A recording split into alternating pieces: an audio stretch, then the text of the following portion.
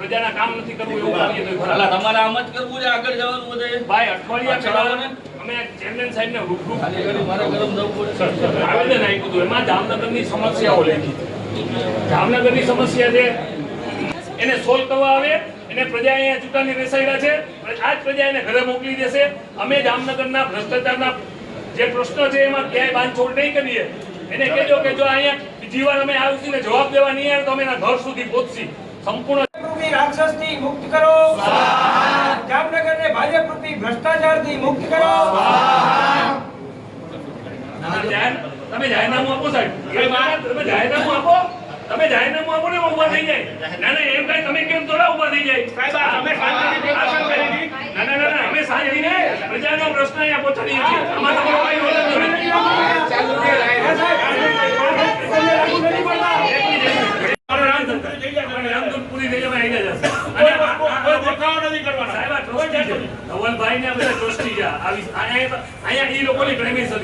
તમે અહીંયા અમને ધરપકડ કઈ રીતે કરી શકો? તમે લેખિતમાં આપો અમારી ધરપકડ કરો છો. ના જાહેર જગ્યા નથી. આ ટ્રસ્ટીની જગ્યા છે. આ જામનગરની જનતાના પૈસા બનાવેલી જગ્યા છે. પ્લીઝ તમે ધરપકડ ના કરતા.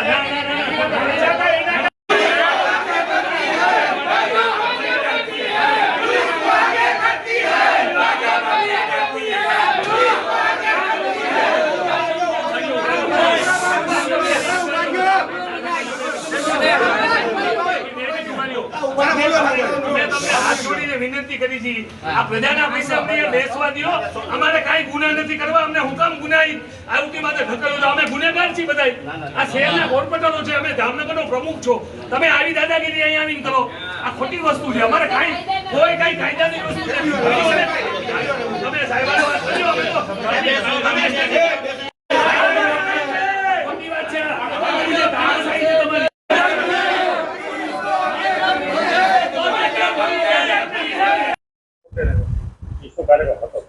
જામનગર મહાનગરપાલિકા તમે જોવો છો છેલ્લા 35 વર્ષથી વધારે પણ ભારતીય જનતા પાર્ટીનું શાસન હોય.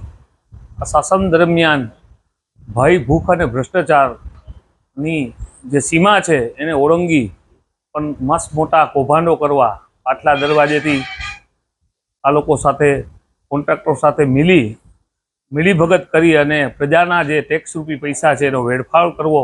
ભારતીય જનતા પાર્ટીના જે હોદ્દેદારો છે, પદ ઉપર બેઠા છે, શરમ છોડી અને એટલો બધો ભ્રષ્ટાચાર કર્યા છે. ટેન્ડર પ્રક્રિયાઓ એમાં પણ ક્યાંક ઈલું કર્યા છે.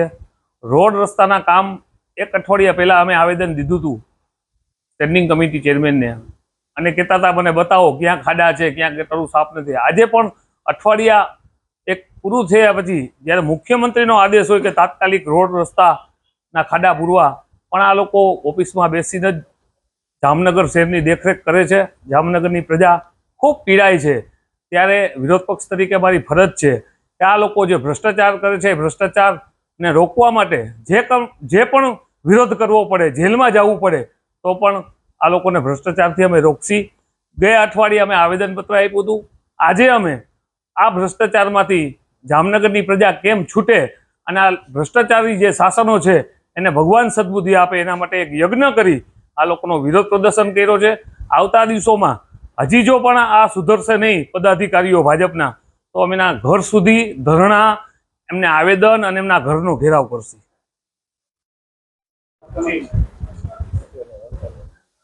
આજે સાથે સાથે એ પણ પ્રશ્ન છે કે જામનગર એ છે આપણી જે આ નગરી છે એ નગરીમાં જ્યારે શરૂઆતમાં માનવ મેળામણને જે મેળાઓ થતા એ મેળાઓનો લાભ લેવા જામનગર જિલ્લાના ગામડાઓ ઉમટી પડતા, ત્યારે એક બાજુ બસ સ્ટેન્ડનું નવીકરણ કામ થતું હોય અને જે પ્રદર્શન ગ્રાઉન્ડ છે એ 50% ભાગમાં બસ સ્ટેન્ડ ઊભું હોય, ત્યારે અણઆવડતના કારણે ત્યાં સમસ્યાને જોયા વગર આ લોકોએ પદાધિકારીઓએ પ્રદર્શન ગ્રાઉન્ડમાં મેળો કરવાનું નક્કી કર્યું. હું એવું માનું છું કે આ શક્યતા જ નથી. અહીંયા મેળો થાય, એક બાજુ બસોની અવર જવર થશે, એક બાજુ જામનગર જિલ્લાની જે જનતા છે મેળો માનવા આવે. આખા પ્રદર્શન ગ્રાઉન્ડમાં મેળા થાય છે તો પણ પબ્લિકનો સમાવેશ નથી થતો. તો આ તો 50%માં જે આ રાઇડર્સોને બધું કરવાનું છે. ન કરે ભગવાન ને કોઈ અણબનાવ બને તો જવાબદાર કોણ? હું એવું માનું છું કે આ લોકોએ કોર્ટમાં સોગંદનામું રજૂ કરીએ અને જો કોઈ આવતા દિવસોમાં બનાવ બને એની સંપૂર્ણ જવાબદારી ભારતીય જનતા પાર્ટીના શાસકો અને કમિશનર સાહેબની રહેવી જોઈએ.